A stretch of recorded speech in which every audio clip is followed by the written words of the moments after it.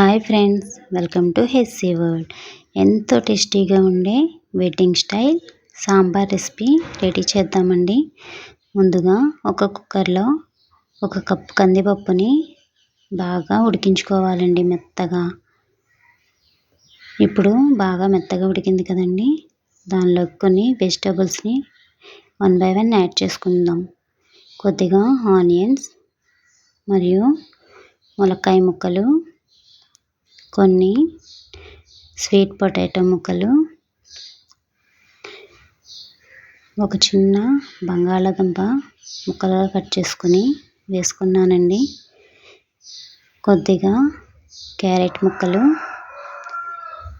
ఒక 4 బెండకాయలను కట్ చేసుకొని వేసుకున్నానండి.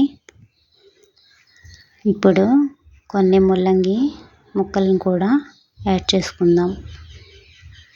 ఒక 4 పచ్చిమిర్చిని నిలువుగా చీల్చుకొని వేసుకోవాలండి.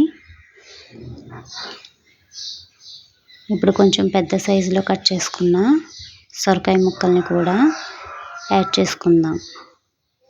ఇప్పుడు ఒక 2 టమాటాలను ముక్కలుగా కట్ చేసుకొని యాడ్ చేసుకుందామండి. ఇప్పుడు బాగా ఒకసారి కలుపుకోవాలి. ఇక్కడ నా దగ్గర ఉన్న వెజిటబుల్స్ని నేను యాడ్ చేసుకున్నానండి సాంబార్లోకి. మీ దగ్గర ఉన్న వెజిటబుల్స్ వేసుకోవచ్చు. ఇప్పుడు ఒకసారి మూత పెట్టి కుక్ చేసుకుందామండి. ఇప్పుడు కొంచెం పొంగొచ్చి ఉడుకుతుంది కదండి, ఇప్పుడు ఒకసారి కలుపుకొని దానిలోకి ముందుగా ఉప్పు నీళ్ళల్లోకి కట్ చేసుకున్న వంకాయ ముక్కల్ని యాడ్ చేసుకుందామండి.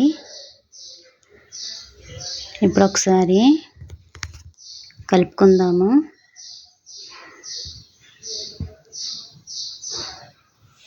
ఇప్పుడు కొద్దిగా 1/2 టీ స్పూన్ పసుపుని యాడ్ చేసుకుందామండి.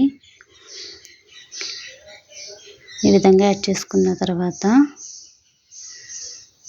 1 స్పూను అల్లం వెల్లుల్లి పేస్ట్ అండి.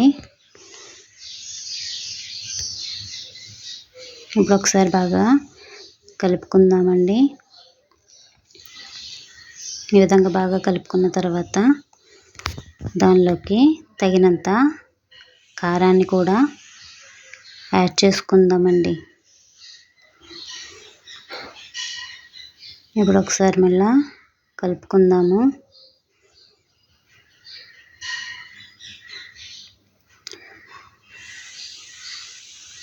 ఇది same wedding style sambar recipe అనండి. సాంబార్ అయితే చాలా టేస్టీగా ఉంటుంది. ఇప్పుడు 1 స్పూను సాంబార్ పౌడర్ని యాడ్ చేసుకుందాము. ఇప్పుడు ఒకసారి మిక్స్ చేసుకుందామండి. ఇప్పుడు ఒకసారి మూత పెట్టి 2 మినిట్స్ కుక్ చేసుకుందాము. ఈ విధంగా కుక్ అవుతుంది కదండి, ఇప్పుడు ఒకసారి కలుపుకుందాం. ఆల్రెడీ ముక్కలు ఒక 70% ఉడికిపోయినాయి కదండి. ఇప్పుడు కొద్దిగా చింతపండు రసాన్ని ఈ రెసిపీలోకి యాడ్ చేసుకుందామండి. ఇప్పుడు ఒకసారి బాగా కలుపుకొని సాంబార్ కన్సిస్టెన్సీకి కొద్దిగా వాటరు యాడ్ చేసుకుందామండి.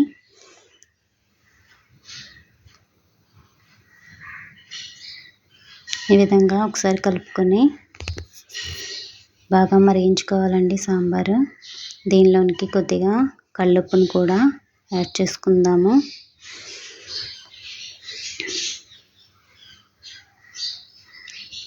ఇప్పుడు ఒకసారి మూత పెట్టి కుక్ చేసుకుందామండి.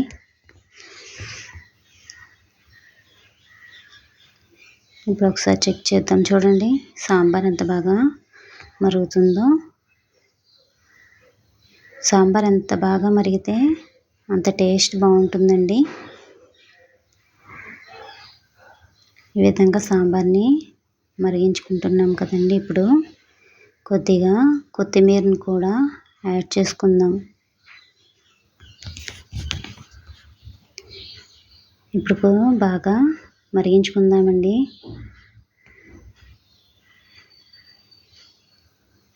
ఈ సాంబారు టిఫిన్స్లోకి అంటే ఇడ్లీ సాంబార్ మరియు రైస్లోకి కూడా చాలా బాగుంటుందండి.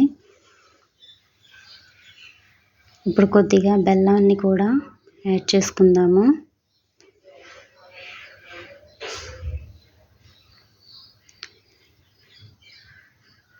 ఈ సాంబార్ రెసిపీ మీరు ట్రై చేసి ఎలా వచ్చిందో కామెంట్ చేయండి ఫ్రెండ్స్.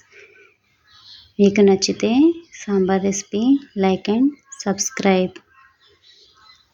ఇప్పుడు ఒక కొబ్బరి తీసుకొని దాన్ని ఒక స్పూను సాంబార్ పౌడర్ని యాడ్ చేసుకొని బాగా మిక్సీ పట్టుకొని ఆ పేస్ట్ని ఈ సాంబార్లోకి యాడ్ చేయాలండి. యాడ్ చేసి ఒకసారి బాగా కలుపుకోవాలండి. ఈ కొబ్బరి పేస్ట్ వేయడం వలన సాంబార్ కన్సిస్టెన్సీ అనేది కొంచెం చిక్కగా వస్తుందండి. మరీ పల్చగా కాదు, మరీ చిక్కగా కాకుండా సాంబార్ అనేది ఉండాలండి. అప్పుడే సాంబార్ అనేది చాలా టేస్టీగా ఉంటుంది. ఇప్పుడు సాంబార్ మరుగుతుంది కదండి, పక్కన ఒక ఫ్రై ప్యాన్లు పెట్టుకొని తాలింపుని రెడీ చేసుకుందామండి.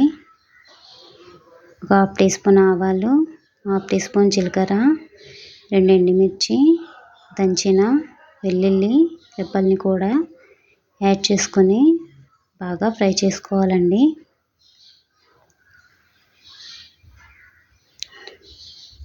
ఒక పక్క సాంబార్ మరుగుతుంది, ఒక పక్కన తాలింపుని రెడీ చేసుకుంటున్నామండి. ఇప్పుడు కొద్దిగా కరివేపాకును కూడా యాడ్ చేసుకుందాము. ఇప్పుడు చిటికెడు ఇంగువను కూడా యాడ్ చేసుకుందాము. ఇంగువ యాడ్ చేయడం వల్ల సాంబార్ రుచి మరింత పెరుగుతుందండి. ఆంధ్ర స్టైల్ సాంబార్ అంటేనే ఇంగువ ఉండాలండి. ఇప్పుడు పోపు బాగా వేగింది కదండి, ఈ తాలింపులోకి మనము సాంబార్ని కొంచెం వేసుకోవాలి, ఒక 4 గరిటెలు. ఇప్పుడు ఆ తాలింపుని మరుగుతున్న సాంబార్లోనికి యాడ్ చేసుకుందామండి. అంతేనండి, ఎంతో టేస్టీగా ఉండే ఆంధ్ర స్టైల్ మరియు wedding style sambar recipe ready అవుతుంది. మీరు చేసుకొని ఒకసారి టేస్ట్ చేస్తే మరలా చేసుకుంటూనే ఉంటారండి. ఇప్పుడు ఫైనల్గా కొత్తిమీరని యాడ్ చేసుకుందాము. ఇప్పుడు సాల్ట్ చెక్ చేసుకుందామండి. అంతేనండి, ఎంతో టేస్టీ అయిన సాంబార్ రెసిపీ రెడీ. మీరు ట్రై చేసి టేస్ట్ ఎలా ఉందో కామెంట్ అండ్ లైక్ సబ్స్క్రైబ్ చేయండి ఫ్రెండ్స్.